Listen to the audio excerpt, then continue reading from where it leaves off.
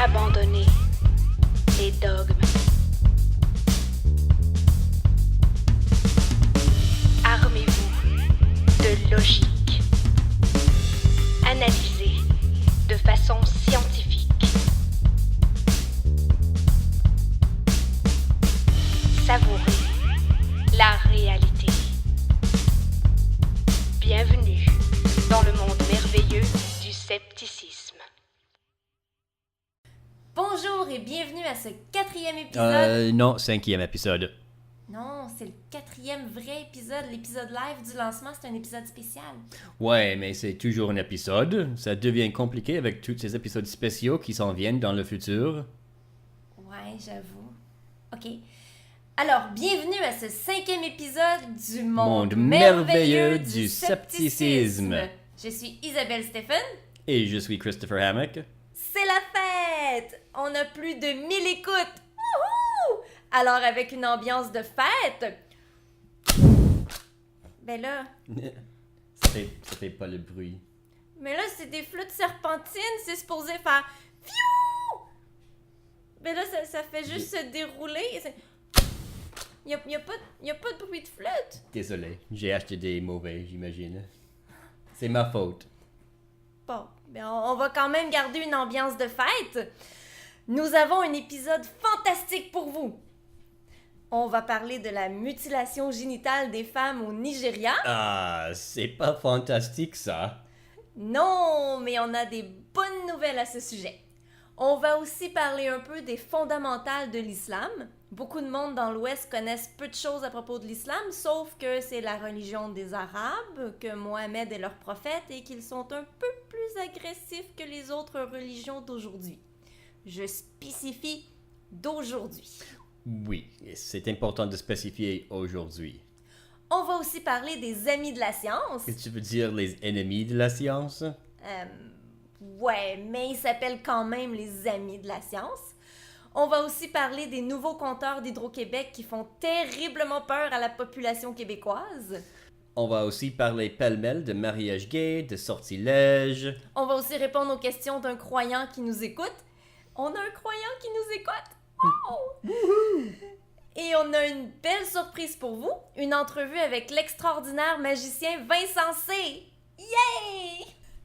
Comme l'entrevue dure presque 1 heure, nous allons vous en donner un avant-goût dans le présent épisode, mais nous allons vous la présenter en intégralité dans un épisode spécial. Pour commencer cet épisode, on va parler de l'islam. Dans l'Ouest, on connaît bien le chrétianisme, le judaïsme et la Bible. Quoi? Chrétianisme? Oui, des chrétiens. C'est la religion des crétins, c'est ça? Non, des chrétiens. C'est le christianisme. Oh. Ok, christianisme. Mais c'est juste récemment qu'on entend parler beaucoup de l'islam et le Coran. Environ 14 ans, disons. Avant de sauter dans le Islam 101, un de nos auditeurs m'a pointé un article sur un imam gay en France. Il y en a un autre! Il s'appelle Ludovic Mohamed Zahed et il est marié à un homme. Son discours est très semblable à Dahié Abdullah, l'imam gay des États-Unis dont on a parlé au précédent épisode. Et il affirme lui aussi que nulle part dans le Coran il y a quoi que ce soit contre l'homosexualité. Il y a toujours moyen d'interpréter. Mais là, j'ai fait plus de recherches et c'est fou! Il y a 5 imams gays dans le monde! Wow. Il y en a un en Afrique du Sud, un en Allemagne et un autre au Canada. Wow! Ok, je te laisse continuer sur l'islam. Ok. Alors, il n'y a pas beaucoup de monde qui connaissent les détails de cette religion, même si c'est la 2e plus grande au monde et celle qui croît le plus rapidement. Alors, comme on va probablement en parler autant que les autres religions... On va sûrement en parler plus. Oui, bon. On voulait juste vous donner un peu de background dessus. Aujourd'hui, c'est la première de ce qui serait probablement 3 parties et on vous présentera les autres parties dans les épisodes futurs. On commence aujourd'hui avec son origine. Au fond, l'islam est une religion d'Abraham. Elles ont commencé avec le judaïsme, continué avec le christianisme et se terminent, selon eux, avec l'islam. C'est comme une trilogie de films, comme Le Seigneur des Anneaux. Mais avec plus de violence. Oui, beaucoup plus. Ça commence avec le judaïsme et ce qui est écrit dans la Bible hébreu, ce que les chrétiens appellent l'Ancien Testament. La Torah est la première partie de la Bible hébreu et aussi la mieux connue. Là, on a le péché original d'Adam et Ève dans le jardin d'Éden.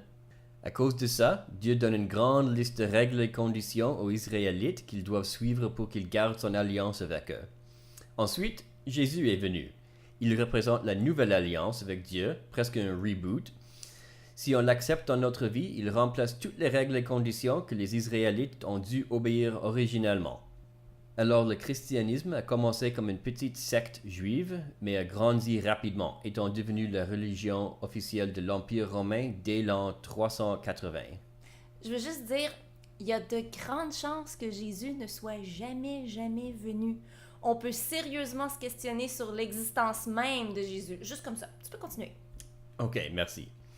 En l'an 610, il y avait un marchand arabe du nom de Mohammed. Il habitait à la Mecque, une grande ville pour la finance et le commerce à la péninsule arabe. Dans la région, la religion était largement polythéiste. Chaque tribu avait ses propres dieux et on croyait aux démons, aux djinns et d'autres esprits. Il y avait aussi des petites populations juives et chrétiennes et des zoroastriens, une religion monothéiste perse. Les Zoroastriens, ils étaient-tu habillés en orange? Oh non, ça c'est les Oraliens. Excuse-moi, continue. Selon l'islam, il y avait un autre groupe qui s'appelait les Hanifs. C'était une religion monothéiste qui suivait les enseignements originels d'Abraham, mais qui s'identifiait ni avec le judaïsme ni le christianisme. C'est considéré comme la religion pure de Dieu, si on peut dire, qui n'a pas été corrompue par des interprétations humaines comme l'étaient le judaïsme et le christianisme. C'est important parce que Mohammed est supposé avoir été un Hanif, et c'est cette religion qui deviendrait la base de l'islam. Ceci dit, les historiens ne sont même pas sûrs que ça a vraiment existé. Mais dans ses quarantaines, Mohammed avait l'habitude d'aller prier dans une grotte. Attends, dans ses quarantaines, tu veux-tu dire quand il avait 40 ans ou qu'il allait s'isoler tout seul? Quand il avait 40 ans. Donc c'est dans sa quarantaine. Ok, excuse-moi, continue. Ok, sa quarantaine. C'était durant une de ces sessions de prière que l'archange Gabriel l'a visité pour lui raconter des mots de Dieu. Ça s'est passé à chacune de ces sessions de prière pendant le reste de sa vie. Dès le début de ces révélations, Mohammed a commencé à les prêcher à la Mecque, comme une nouvelle religion qu'il appelait Islam. Mais peu de gens l'ont pris au sérieux et il a gagné juste quelques convertis. Éventuellement, Mohammed et ses disciples ont déménagé à la ville de Médina, où ils ont recruté beaucoup plus de monde en unissant plusieurs tribus de cette ville.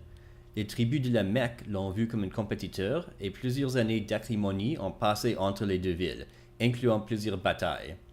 Éventuellement, les forces musulmanes de Médina ont conquis la Mecque. Mohammed a détruit toutes les idoles des dieux polythéistes et les tribus de cette ville se sont finalement jointes à lui sous l'islam.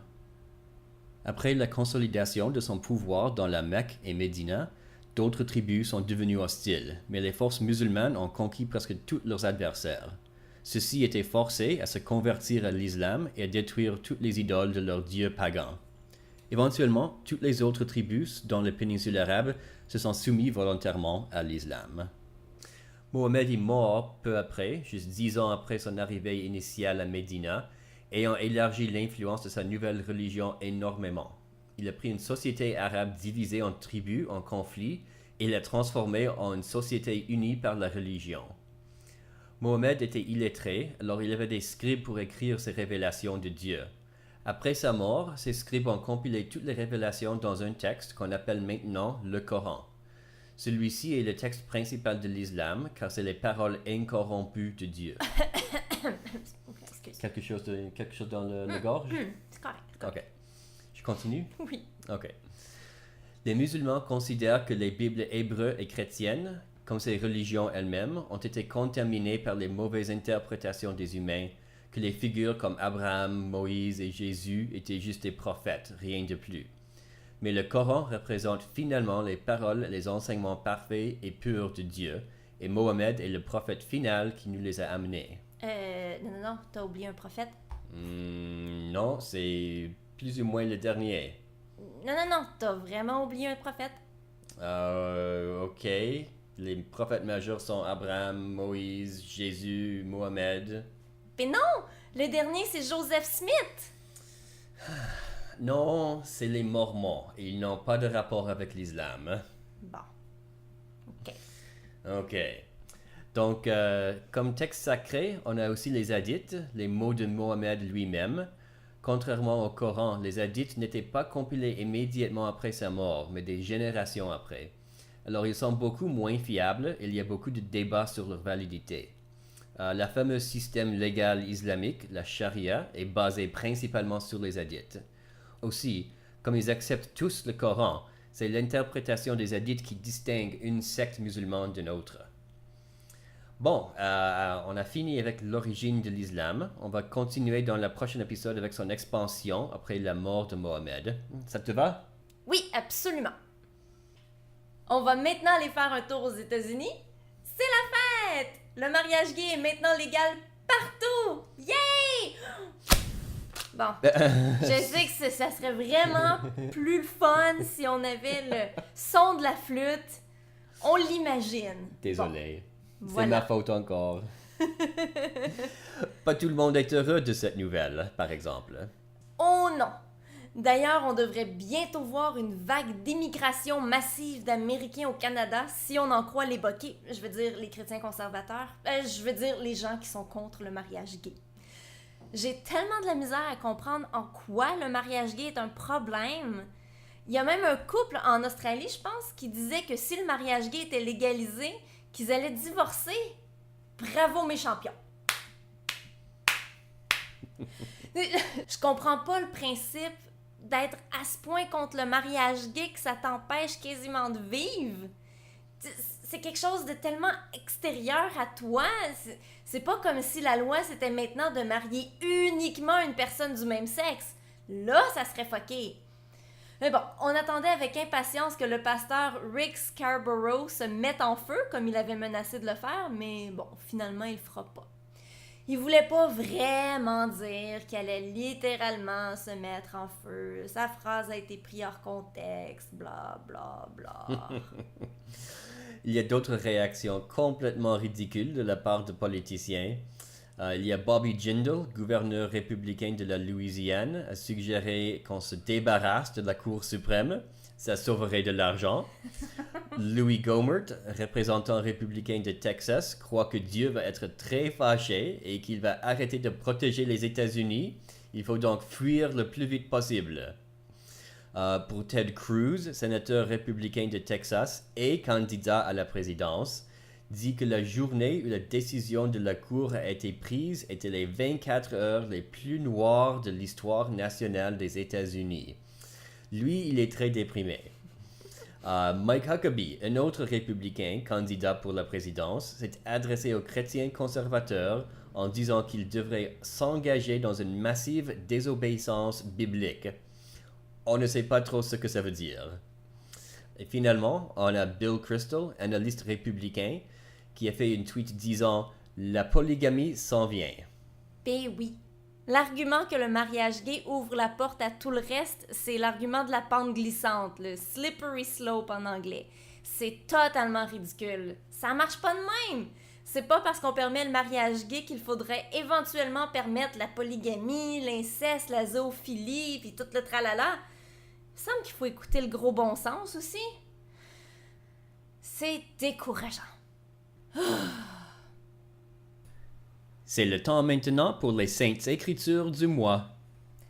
Hier, en marchant sur la rue Sainte-Catherine, j'ai fait un grand sourire à un groupe de Krishna qui chantait sur le trottoir et un d'entre eux est venu me voir. Il m'a offert un livre gratuit en échange d'une donation. Ouais, gratuit en échange d'une donation. J'ai dit que j'avais malheureusement pas d'argent sur moi, mais il m'a tout de même donné le livre en me faisant promettre de faire un don la prochaine fois que j'allais les croiser. Je suis bonne comédienne. Ou bonne menteuse, en tout cas. Donc, j'ai commencé à lire le petit livre qui s'intitule « Par-delà la naissance et la mort ». Et le livre en question cite plusieurs passages du livre Bhagavad Gita ou Bhagavad Gita ou Non. Bhagavad Gita. Bhagavad Gita. T'es sûr? Oui. Bhagavad Gita. Oui, c'est dans une chanson de Linkin Park. Oh! Ouais. Donc, le livre Bhagavad Gita est un des grands livres sacrés de l'hindouisme. J'ai commencé à lire sur le livre en question et c'est plutôt complexe, alors on va garder ça pour un futur épisode. Alors aujourd'hui, on va uniquement discuter du passage chapitre 2, verset 14. Le passage en question. Éphémère, joie et peine, comme été et hiver vont et viennent. Ô fils de Kunti. Ça fait un peu vulgaire. Ô fils de Kunti. Elle procède de la perception des sens. Ô descendant de Bharata. Il faut apprendre à les tolérer sans en être affecté. C'est tout plein de poésie quand même, hein? C'est un peu bizarre leur conception de la vie. C'est comme si l'être humain était fait pour le bonheur absolu, mais pas un bonheur en lien avec le corps physique. C'est un bonheur purement spirituel. Pour y arriver, la personne doit faire abstraction des joies et des peines de la vie de tous les jours. Pour eux, on peut connaître le vrai plaisir juste au moment où on réalise qu'on est destiné au plaisir de Dieu. On a été créé pour faire plaisir à Dieu. Et ils croient aussi en la réincarnation? Oui, pour eux, notre âme ne meurt jamais. Elle va de vie en vie jusqu'à l'éternelle félicité. Ils m'ont invité à me joindre à eux dimanche prochain et j'ai bien envie d'y aller. Je pourrais en profiter pour leur poser quelques questions. Mais je me demande si je devrais rester incognito ou partager mon point de vue. Qu'est-ce que vous préfériez que je fasse? Que je me contente d'observer, de poser des questions ou que je leur expose une autre façon de voir les choses, une façon plus rationnelle? Moi, je pense que ça serait intéressant de leur poser des questions. Pose des questions aux prêtres, observe les réactions des croyants. Quelles preuves est-ce qu'ils ont pour leurs croyances? Comment est-ce qu'ils savent que leurs croyances sont les bonnes et pas d'autres religions? Mais on attend vos commentaires. Oui! Maintenant, on va parler de mutilation génitale. C'est trop joyeux, ça? Juste un petit peu, oui. Le Nigeria a interdit la mutilation génitale chez les femmes. Enfin! Vous vous rendez compte que plus de 130 millions de femmes se sont fait exciser le clitoris? C'est fou! Et pourquoi? Parce que c'est une tradition. Et voilà! Il y a des gens qui pensent que la femme ne devrait pas avoir d'orgasme, que c'est malsain. D'autres veulent améliorer le plaisir de l'homme en faisant rétrécir le vagin. Certains disent que la femme doit rester vierge et d'autres disent que le clitoris est un résidu masculin sur le corps de la femme, de la même manière que le prépuce est un résidu féminin sur le corps de l'homme. C'est intéressant parce que ça semble être un autre cas comme l'homophobie dont on a parlé il y a quelques épisodes, où c'est pas officiellement écrit dans le Coran, mais c'est décrit dans les hadiths. Et ça fait partie de la culture. La mutilation en Afrique date de même avant la création de l'islam, et ça faisait partie du contrôle des femmes par les hommes. Et c'est tellement utile pour ça que la pratique a été adoptée souvent au nom de la religion. Dans l'Afrique, on le voit souvent dans les communautés chrétiennes autant que musulmanes. C'est partout où la société veut contrôler la vie sexuelle et reproductrice des femmes que la mutilation génitale est utilisée. On parle de ça puis j'ai les jambes serrées. En tout cas, j'espère que d'autres pays vont suivre l'exemple du Nigeria au plus vite. Ben en fait, c'est le Nigeria qui suit les autres. 24 pays en Afrique ont déjà des lois contre la mutilation génitale féminine. Le problème, c'est de convaincre la population de les suivre et de les enforcer si on ne peut pas. Et c'est là où on a les problèmes. La pratique fait tellement partie de la culture qu'une simple loi ne peut pas l'arrêter. Il faut de l'éducation et des programmes sociaux pour soutenir l'effort. Il y a même des groupes religieux qui agissent contre la mutilation maintenant. Ceci dit, le Nigeria est le plus grand pays en Afrique et sa loi est une des plus fortes maintenant. Alors ça va avoir un grand impact. Juste pas immédiatement. Ah, ben au moins c'est un bon commencement. On change de sujet, là, je commence à me sentir faible. Ok, désolé encore. Mes amis sorcières, mes amis Wiccans, Je sais que vous êtes dans tous vos états depuis quelques semaines. Vous pouvez plus ni vendre ni acheter de sorts sur le web. Ou enfin, depuis que eBay a banni la vente de sortilèges en 2012, maintenant c'est Etsy, un magasin en ligne très populaire auprès des sorcières, de bannir la vente de tout ce qui est métaphysique. Par exemple, c'est correct de vendre un crucifix ou une médaille de Saint quelque chose, mais vendre un sort quelconque, non. De ce que j'ai lu, il y a des sorcières qui veulent se mettre ensemble pour accumuler énormément d'énergie pour jeter un sort à Etsy pour que leur magasin en ligne soit réouvert et la nouvelle loi changée. Ça marchera pas. Non, hein? Je pense pas non plus. Mais ils essaient aussi des méthodes plus pratiques, comme des pétitions en ligne. Mais je pense pas que ça va marcher non plus. Ça fait un bout que la communauté métaphysique, comme ils s'appellent, utilise l'Internet pour vendre leurs produits et services. Ayant perdu eBay, ils ont largement migré sur Etsy parce que l'environnement favorise les artisans non conventionnels. Mais Etsy a expliqué que leur politique interdise la vente de services, pure et simple. C'est juste des biens qui sont permis. Mais souvent, les vendeurs métaphysiques vendaient des bijoux ou des statuettes pour représenter le sort et pour justifier le paiement. Mais ils venaient toujours avec la promesse d'un effet magique, comme l'amour, la guérison d'une maladie ou une promotion au travail. Et ces promesses sont pas permis.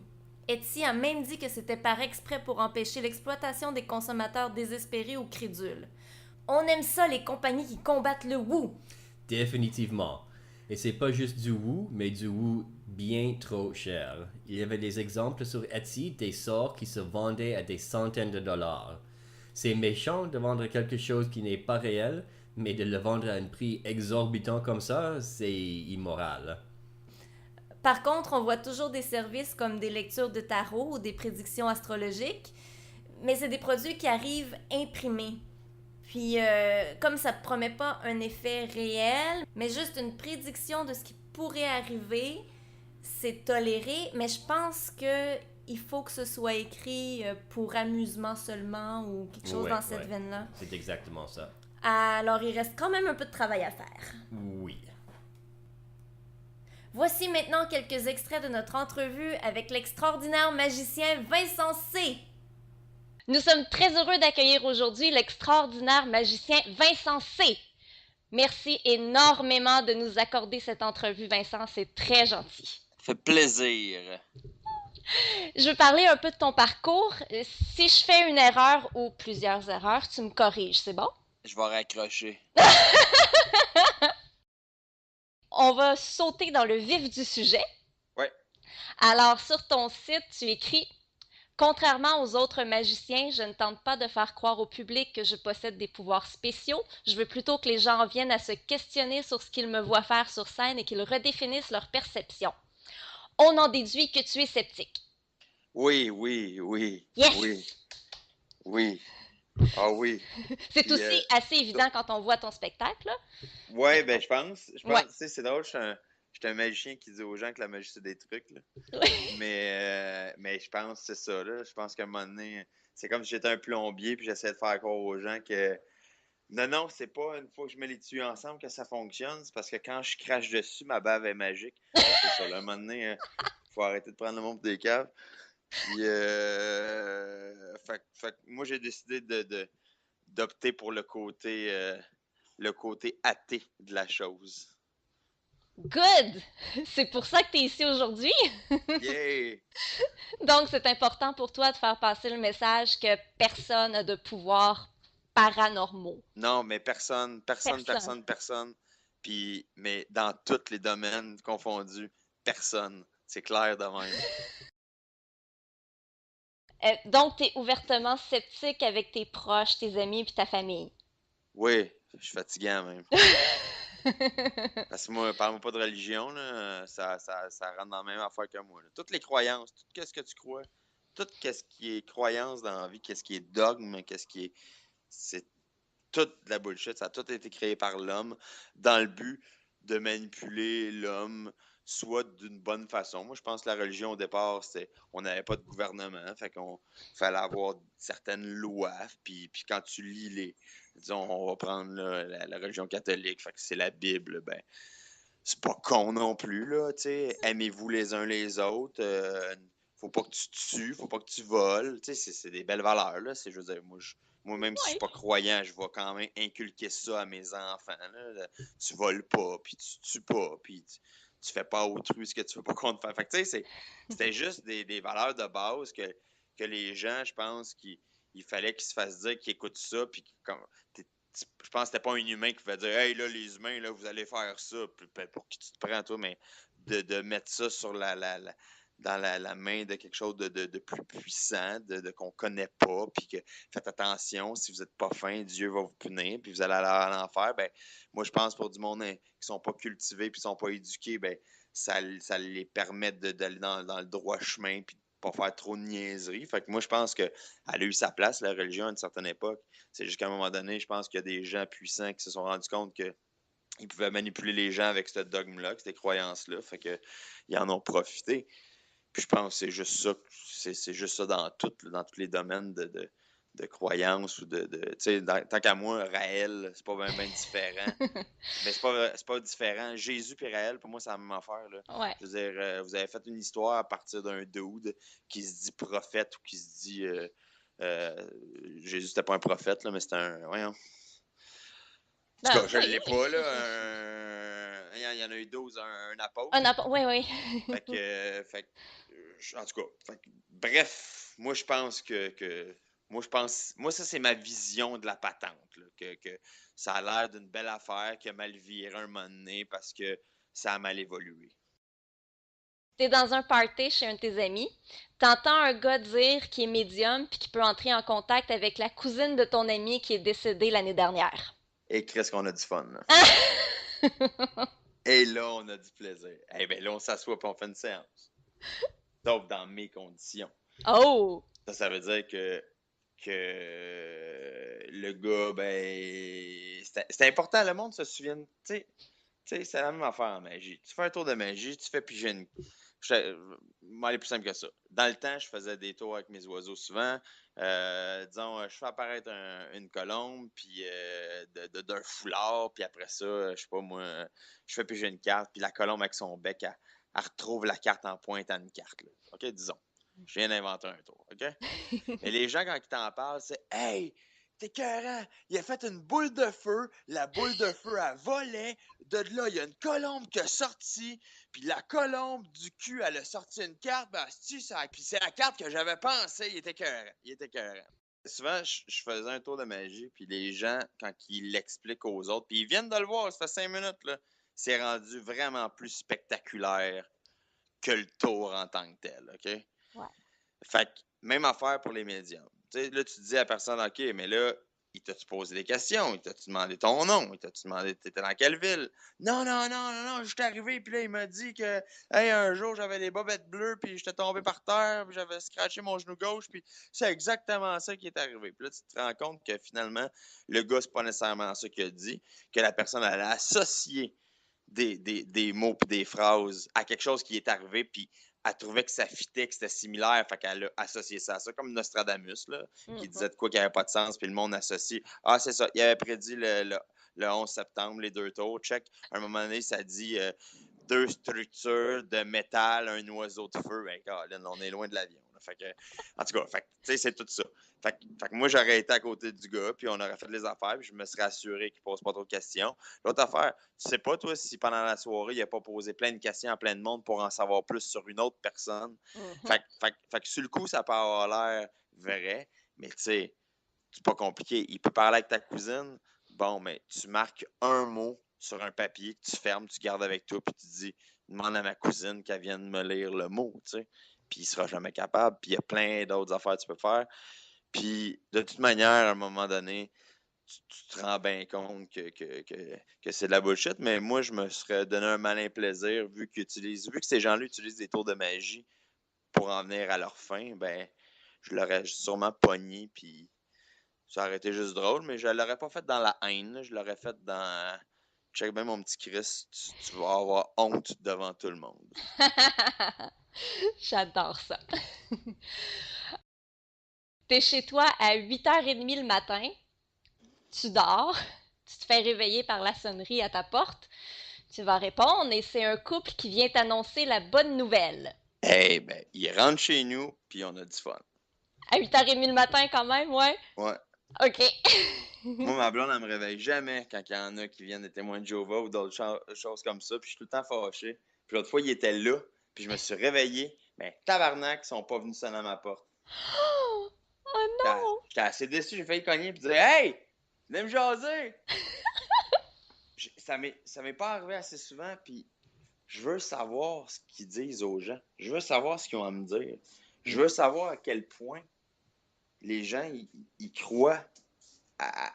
Écoute, on s'entend, là, c'est pas tout le monde qui est con. Là. Je veux dire, il y a des gens cons, mais il y en a partout. Tu sais. Il y a plein de monde intelligent. Là. Mais il y a du monde intelligent qui se font embarquer par ça. Fait que j'aimerais bien ça savoir, moi, c'est quoi les phrases qu'ils disent. Puis que je fasse comme Ah ouais, ça a donc bien du sens ce que vous dites. Je veux, je veux comprendre pourquoi quelqu'un vient à pouvoir en dire ça a donc bien du sens, tout ça. J'embarque. Fait que je veux savoir c'est quoi qu'ils disent. Je veux comprendre c'est quoi. Parce que Caroline, je pense que ces phrases-là, ils sont aussi bonnes pour vendre des produits ou moi je vends des étiquettes de show. Là, fait que s'ils sont capables de vendre de la bullshit, moi je vais prendre la même affaire, je vais vendre des étiquettes de show. Là, je veux dire, il y a quelque chose qu'ils doivent dire, puis que le monde fait Ah ouais, ben, hey, t'as raison, j'ai jamais pensé à ça. La bonne nouvelle. Fait que Fait que c'est ça. Moi, on rentre, on prend un café, puis ben moi je bois pas de café. Fait que je leur sers un café qu'il faut qu'ils se fassent eux autres mêmes parce que je sais pas comment faire du café.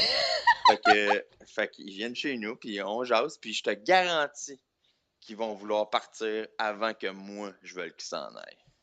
L'entrevue intégrale va être en ligne très bientôt. Il y a beaucoup de monde qui sont en panique à l'idée d'avoir un compteur d'électricité intelligent chez eux. Les gens ont peur des ondes électromagnétiques. Et aussi, ils veulent pas que le gouvernement connaisse leurs habitudes de consommation d'électricité. Même que des gens ont peur que le nouveau compteur mette le feu à leur maison. C'est pas arrivé au Québec. Il semble que les incendies survenus quelques jours ou semaines après l'installation du compteur ne sont qu'une coïncidence. Dans chaque cas, l'enquête a fini par démontrer que le compteur intelligent n'était pas la cause. Par contre, dans le reste du Canada, il y a vraiment eu des incendies directement reliés à l'installation du nouveau compteur, mais pas à cause du compteur comme tel, plutôt à cause du système électrique de la maison. Est-ce que l'installateur aurait pu s'en rendre compte? Ça, je sais pas. Y a-t-il un vrai risque pour la santé, Chris? Dans un mot, non. Ni les craintes au niveau de la santé dues aux ondes électromagnétiques ou pour le risque de feu sont fondées. Il n'y a pas d'évidence dans aucun de ces deux cas. Il faut admettre qu'il y a eu des problèmes d'incendie avec la première génération de compteurs intelligents, comme tu le disais. Ils interagissaient pas bien avec les fils électriques dans les vieilles maisons, ce qui causait des feux. Mais jamais au Québec, et on n'utilise plus ces technologies maintenant nulle part. Les nouvelles machines sont sans danger à cet égard. Mais qu'en est-il des méchantes ondes électromagnétiques? En fait, pas grand-chose. Pour être utile, les compteurs intelligents doivent communiquer avec le réseau central électrique. Ça prend une connexion par un fil électrique ou une connexion sans fil à travers le système cellulaire ou satellite. Le deuxième cas, les connexions sans fil, est celui qui inquiète du monde. Une connexion sans fil nécessite des ondes électromagnétiques et des gens ont peur que ça va causer le cancer ou d'autres maladies. Mais ces ondes électromagnétiques, c'est pas la même chose qu'utiliser un cellulaire? Oui, c'est exactement le même. Et aussi les GPS, les routeurs Wi-Fi et les appareils Bluetooth. Non, on dit les GPS, les routeurs Wi-Fi. Oh, désolé. Et les appareils à dents bleues. Non, ça c'est pas vrai. Continue, excuse-moi. Ils sont aussi produits par les télévisions, les fours au micro-ondes, tous les autres électroménagers à la maison et même les fils électriques dans les murs. On baigne tous déjà dans les ondes électromagnétiques de tous les types. Les compteurs intelligents sont juste une autre petite source, mais qui sont actives que peu du temps. Alors les gens qui se disent sensibles aux ondes électromagnétiques doivent devenir des ermites en pleine forêt pour leur échapper? En effet, oui. Ceci dit, il n'y a aucune preuve que la sensibilité électromagnétique est même un phénomène réel. Les tests cliniques n'ont pas pu montrer que ça existe. C'est probablement juste une réaction psychosomatique parmi ceux qui ont peur des nouvelles technologies. Ou, si la maladie est réelle, c'est une coïncidence et la vraie cause est quelque chose d'autre.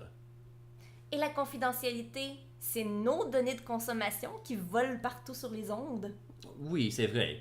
Et si ça te dérange, tu as l'option au Québec de garder un compteur non intelligent qui nécessite la visite périodique d'un inspecteur d'Hydro-Québec pour checker la consommation, comme on l'avait avant.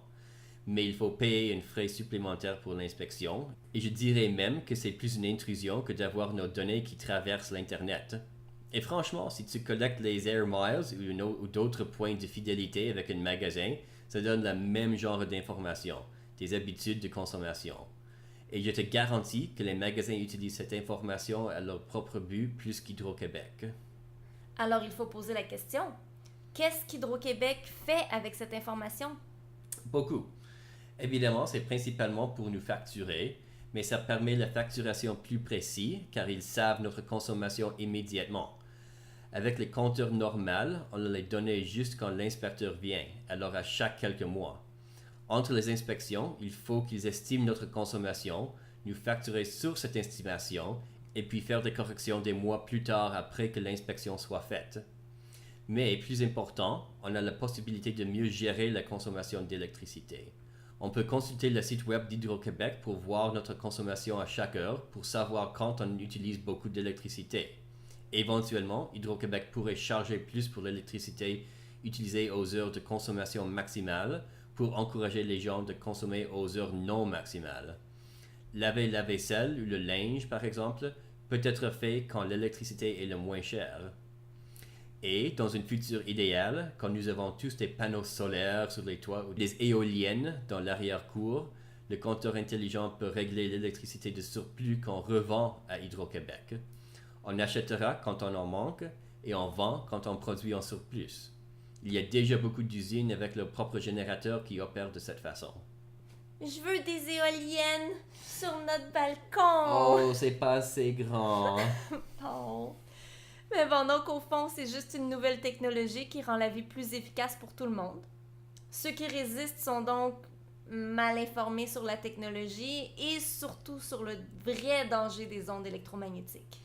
Oui, on pourrait vraiment dire ça. En décembre passé, j'ai vu un énorme panneau publicitaire au centre-ville de Montréal qui m'a mis en furie. Et quand je suis en furie, c'est pas beau à voir. Oh là là!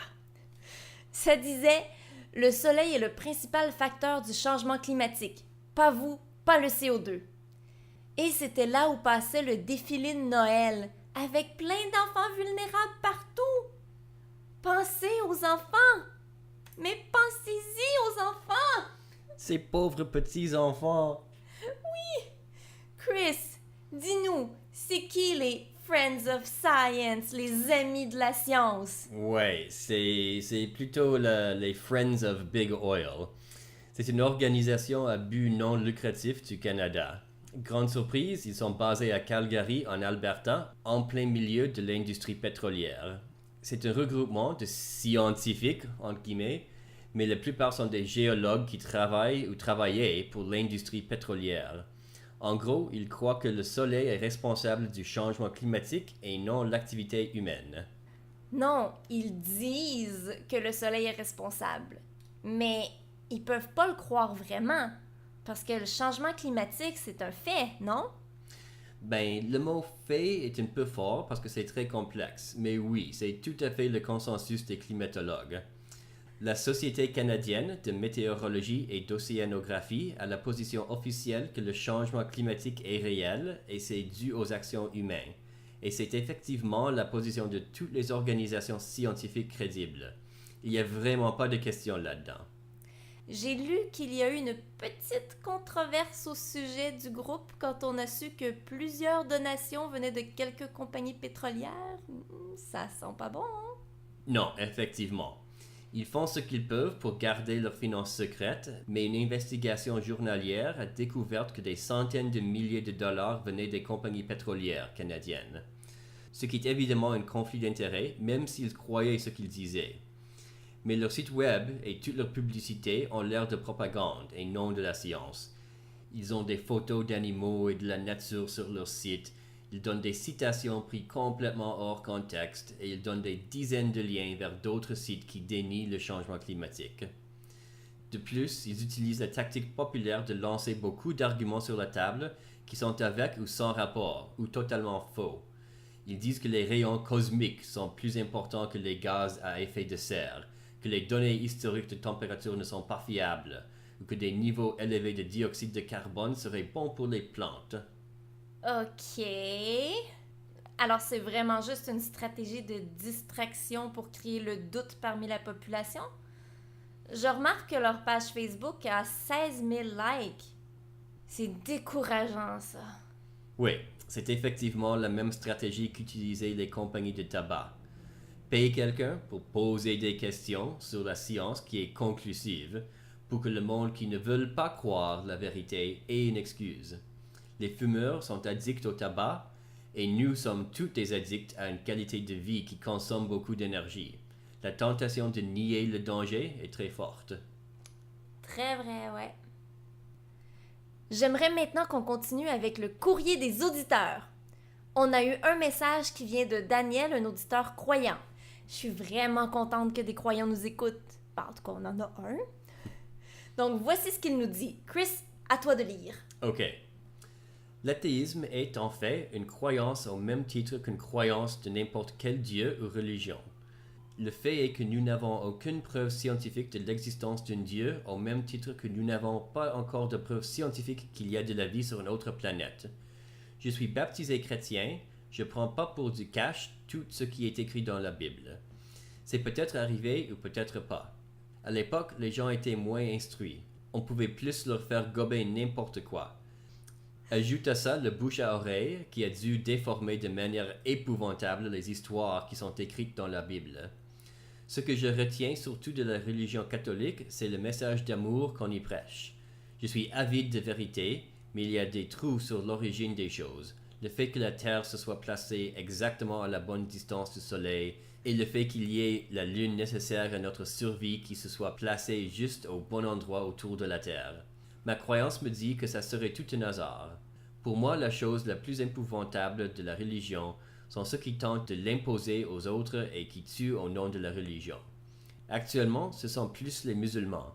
Avant, c'était les chrétiens avec les croisades. Tuer pour une religion, c'est vraiment la chose la plus stupide qu'une personne peut faire. Je ne crois pas que les livres religieux viennent de Dieu.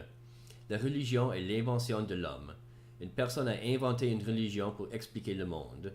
Les Romains, les Grecs, les Égyptiens ont tous eu des visions différentes.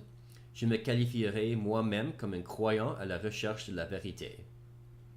Merci Daniel pour le message. Tu parles de plusieurs choses, alors je vais les adresser une à la fois. Premièrement, on parle de l'idée que l'athéisme est juste une autre religion. On entend ça souvent, mais c'est faux. Être athée, c'est tout simplement la position que comme il y a zéro preuve de l'existence de Dieu, on assume que Dieu n'existe pas. C'est la même position que prend un chrétien envers le Bouddha ou Zeus ou Thor. En fait, tous les croyants sont athées envers les dieux des autres religions. Cependant, pour les athées, si soudainement il y avait des preuves d'un dieu, n'importe lequel, on reviserait notre position.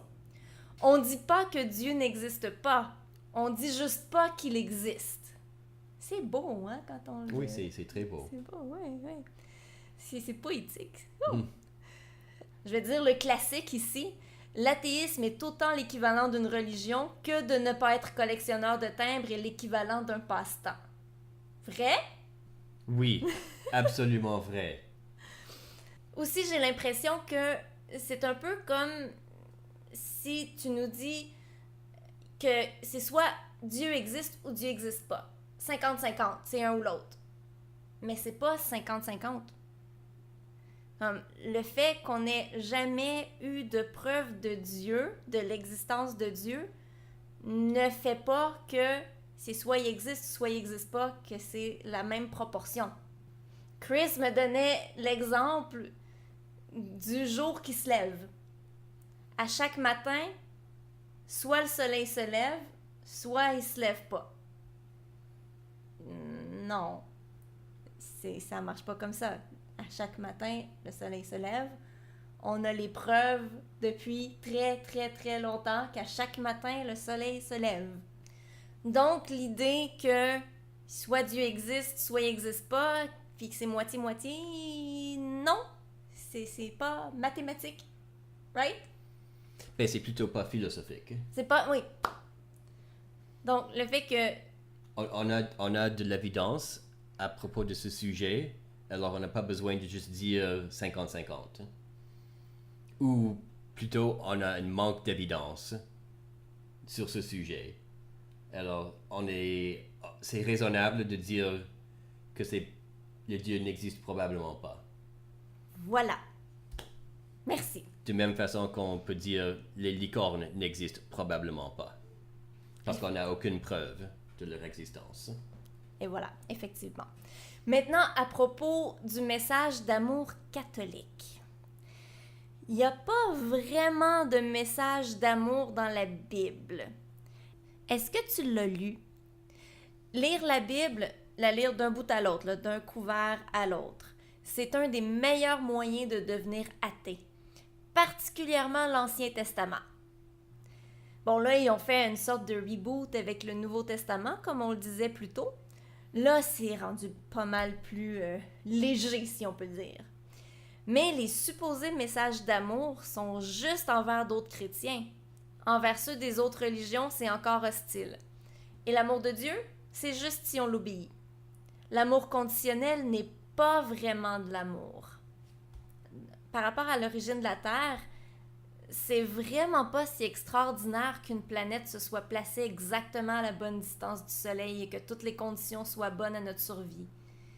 Si elle ne l'était pas, nous n'aurions pas évolué pour nous poser la question « D'où venons-nous » La galaxie, c'est vraiment grand. Pas juste vraiment grand, c'est immense! Alors, statistiquement, qu'une planète soit habitable, ça n'a absolument rien de spécial. Il y en a fort probablement des milliards. Même que les dernières recherches estiment que c'est même des dizaines de milliards de planètes qui sont potentiellement habitables. Et c'est possible qu'il y a des extraterrestres en ce moment même qui se posent les mêmes questions que nous. Finalement, tu affirmes que la religion est une invention de l'homme. Tout à fait d'accord avec toi. Mais tu te qualifies quand même comme croyant. Je dois poser la question. Tu crois en quoi? Tu crois pas aux grandes religions et tu ne te fies pas à des textes sacrés. Mais pourtant, c'est juste là où on parle de Dieu. Sans eux, il n'y a aucune raison pour penser qu'un ou plusieurs dieux existent. Tu dis que tu es à la recherche de la vérité, c'est louable, mais la vérité vient avec les connaissances, pas avec les croyances. Pour ça, il te faut des sources fiables qui peuvent supporter leurs déclarations avec des preuves rationnelles. Je vais terminer en te posant la question suivante. Pourquoi tu crois en Dieu? Ça serait le fun que tu me reviennes avec plus de questions. Merci, Daniel. C'est maintenant le temps de l'idée fausse du mois. Wouh! Ah, Désolé, on imagine la flûte, voilà. c'est toujours ma faute. Oui, toujours. Avez-vous déjà entendu dire qu'à la pleine lune, les gens sont plus agressifs, plus fous, que les animaux sont plus excités? Ma mère dit souvent « Je comprends pas pourquoi les chats sont tannants de même aujourd'hui, pourtant c'est pas la pleine lune. » Est-ce que la pleine lune a vraiment un effet sur les êtres vivants? Il y a des centaines d'études qui disent que oui. Pourtant, quand on examine ces recherches, on se rend compte qu'aucune ne prouve vraiment la corrélation entre la pleine lune et le comportement humain ou animal. Ça peut toujours être expliqué par le hasard. La lune a deux effets sur la Terre, la gravité et la réflexion de la lumière. L'effet gravitationnel de la lune est responsable de la marée, qui baisse et qui monte. Il semble toutefois y avoir un lien entre le comportement de certains animaux et la pleine lune. Comme par exemple, il y a une sorte de corail qui lance leurs œufs et leurs spermes dans l'eau en même temps à la pleine lune. Ça pourrait être à cause d'un gène de photosensibilité. C'est du moins le cas d'une sorte de corail appelée Acropora millepora. Je le dis probablement tout croche, désolé. Il y a aussi une sorte de singe qui habite la forêt d'Argentine qui semble être plus actif les soirs de pleine lune et qui font la grasse matinée le lendemain. Lorsque la lune n'est pas visible, ils ne sont pas actifs du tout. Ils attendent le lendemain matin avant de se déplacer. Même chose lorsqu'il y a une éclipse lunaire. Les singes ne se déplacent pas. Ça semble donc être plus l'intensité de lumière qui les affecte et non le fait que la lune soit pleine ou pas. Mais s'il n'y a aucun effet d'excitation et d'agressivité sur le comportement humain et animal, pourquoi tant de gens le croient? C'est surtout dû au biais de confirmation. Les gens ont la tendance naturelle à privilégier les informations qui confirment leurs idées préconçues.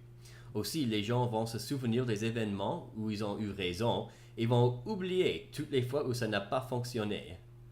Par exemple, ma mère va se souvenir uniquement des fois où les chats étaient tannants lorsqu'il y avait la pleine lune. Si les chats sont tranquilles et que c'est la pleine lune, ou que les chats sont tannants et que c'est pas la pleine lune, elle va pas s'en rendre compte. Il est aussi très important de noter que nous n'avons aucune preuve substantielle que la pleine lune transforme certaines personnes en loups-garous. Non? Aucune. Oh. Voilà la fin de cet épisode du monde merveilleux du scepticisme. Nous aimerions noter quelques errata de notre épisode sur la vaccination. Comme Stéphane l'a mentionné, il n'est pas un expert et quelques petits détails lui ont échappé. Alors, lorsque Stéphane dit que la diphtérie et le tétanos sont causés par des virus, ils sont en fait causés par des bactéries.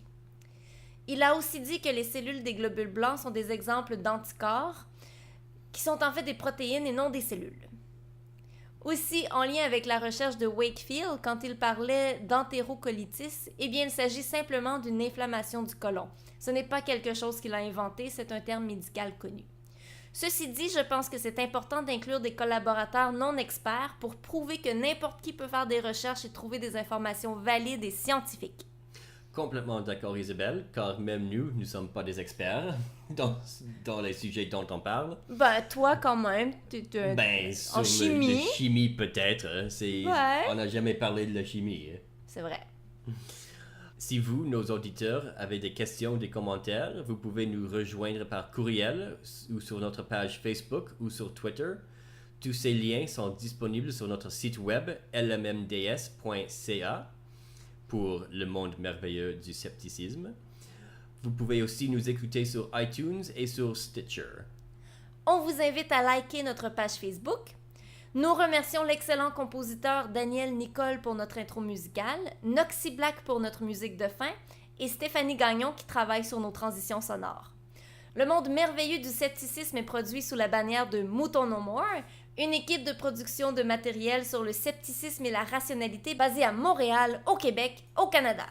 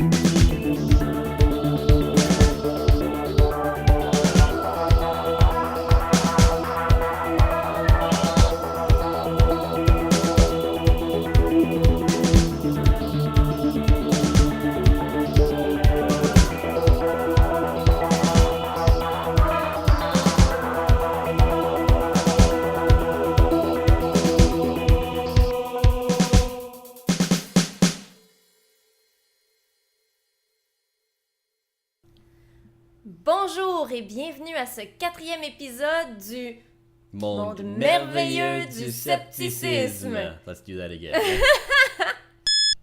Comme l'entrevue dure un peu plus de 40 minutes, nous allons vous en donner un avant-goût dans le présent épisode, mais nous allons vous le présenter en intégralité dans un épisode spécial. Et j'ai dit là, ça devrait être là. D'habitude, c'est toi qui se trompes sur les genres, pas moi. Bon. Là, on a le péché original d'Adam et Ève. D'Adam. Là, on a le péché original d'Adam et Ève dans le jardin d'Éden. D'Éden? Oui, le jardin d'Éden. Ok.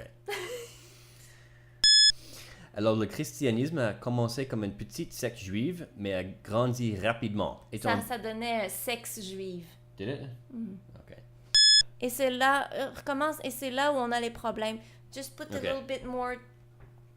Oomph. Yeah! Ok. Alors, il reste quand même un peu de travail à faire. Oui. Ça gratte à la porte. Oh. C'est Rani encore? Je sais pas. Attends. Ok. J'ai maintenant le plaisir de vous offrir quelques extraits de notre entrevue avec le magicien Vincent C. J'ai maintenant le plaisir de vous offrir quelques extraits de notre entrevue avec le fabuleux magicien Vincent C. Non, extraordinaire. J'ai maintenant le plaisir de vous annoncer... Non. J'ai maintenant le plaisir de vous expliquer... Non. C'est quoi le mot déjà? I have no idea. C'est toi qui l'as écrit. Je l'ai pas écrit! De vous présenter. OK.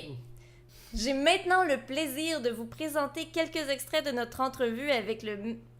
Je sais plus quoi dire, là. Pas merveilleux. Il faut l'écrire. Il est c'est plus extraordinaire. facile. OK. J'ai le plaisir de vous offrir... Non. Voici maintenant quelques extraits de notre entrevue avec le... Ah, j'ai toujours fabuleux, mais je veux dire extraordinaire. Il est comme plus Ok. que fabuleux. 2 secondes, écris-le. Non, Ça je va veux être l'avoir plus toute facile. seule. Je suis capable. Ça va juste être long. Voici maintenant... Voici Hold on, maintenant... hold on. Non, I was getting it now. Go. Voici maintenant quelques extraits de notre entrevue avec l'extraordinaire magicien Vincent C. Récipiendaire du prestigieux Mandrake d'or l'année dernière, c'est l'équivalent d'un Oscar, mais pour la magie. Non, je veux dire ça. Vincent C est le récipiendaire du prestigieux Mandrake d'or. Vincent C fut l'année dernière récipiendaire du prestigieux Mandrake d'or. C'est l'équivalent d'un Oscar, mais pour la magie. Non, dans le fond, je veux juste dire... Voici maintenant quelques extraits de notre entrevue avec l'extraordinaire magicien Vincent C. L'entrevue intégrale va être en ligne très bientôt. Parfait. On est très heureux d'avoir reçu Vincent. Très heureux. Oui. Et c'est moi qui ai fait l'entrevue. Toute seule. Comme c'est toi qui as fait l'entrevue avec... Jonathan Oui, Gagné, oui. oui. Fait que c'est moi qui ai fait l'entrevue avec Vincent C. Voilà. Oui. C'est ça. On est fini maintenant? On est fini maintenant. Ok. Ça prend une connexion par une fil électrique ou une connexion sans fil à travers le système cellulaire ou satellite. Le deuxième cas, Les connes? Non. La Société canadienne de La Société canadienne de météorologie et d'océanographie. La Société canadienne de météorologie. C'est 2 mots difficiles, là. Oui. Attends, je vais les prononcer. Météorologie et d'océanographie. Océanographie. Oui! La Société canadienne de météorologie et d'océanographie. Ajoute à ça le boucle à oreille. Bouche. Oui, oh, boucle. C'est boucle. Ajoute la boucle d'oreille. Aussi, les gens vont se souvenir des événements. Aussi, les gens. Mais, pas de chicane. Catfight. Ça suffit. Alors, lorsque Stéphane dit que la diphtérie et le tétanos sont causés par des virus, ils sont en fait... Ok, on a un petit... Un chat. Acrobatique. Couche-toi. Couche-toi tranquille. Non, laisse le micro. Non, couchez. Couchez, tu fais pas de bruit. Couche. Couche-toi. Oh, Arthur. Oh, tu commences pas à parler non plus. Couchez. Couche. Arthur Charrois. On te jette de la chambre. Ouais. Couche. Bon. Couche-tu tranquille, là? Allez. Oui. Voilà, sous la menace, ça marche tout le temps. Attends qu'il se place.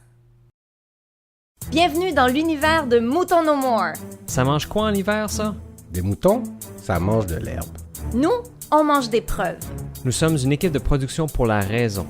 On produit des blogs, des podcasts, des vidéos et des événements. En français. And in English. Des productions indépendantes. Des productions indépendantes sous une même bannière. Qu'est-ce qui nous intéresse? La science vulgarisée. La pensée raffinée. Le paranormal expliqué. Ça existe pas, la fantôme. Désolé. Et du fun en masse. On vous livre des spectacles uniques en leur genre. On vous fait rire, on vous fait penser et on ne s'ennuie pas. S'ennuie pas. Ça vous intéresse? Consultez moutonnomore.com. Mouton avec un S. No more, Nomore.com. Ça veut dire quoi, No more? Ça veut dire plus jamais. On arrête de suivre le troupeau et on devient des penseurs critiques. Mouton No More. Divertissant, preuve à l'appui. Preuve à l'appui.